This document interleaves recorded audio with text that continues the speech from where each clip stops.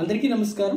ఆంధ్రప్రదేశ్ రైతులకు శుభవార్త. ఖరీఫ్ సీజన్ 2025-26కు సంబంధించి రాష్ట్ర ప్రభుత్వం ధాన్యం కొనుగోలుకు విధి విధానాలను, పూర్తి మార్గదర్శకాలను విడుదల చేయడం జరిగింది.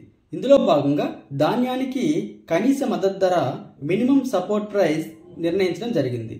దీనికి సంబంధించి క్వింటా ధాన్యానికి గ్రేడ్ ఏ రకానికి 2,389 రూపాయలు గాను, అదేవిధంగా క్వింటా ధాన్యం కామన్ రకానికి 2,369 రూపాయలు గాను నిర్ణయించడం జరిగింది. దీనితో పాటుగా గన్ని, లేబర్, ట్రాన్స్పోర్ట్ ఛార్జీలు కూడా రైతుల ఖాతాలకు జమ చేస్తామని ఆమోదించడం జరిగింది. రాష్ట్రంలో ఉన్న అన్ని రైతు సేవా కేంద్రాల్లో ధాన్యం కొనుగోలు కేంద్రాలను ఏర్పాటు చేసి రైతులు ధాన్యాన్ని కొనుగోలు చేస్తామని రాష్ట్ర పౌర సరఫరాల మంత్రి వెల్లడించడం జరిగింది.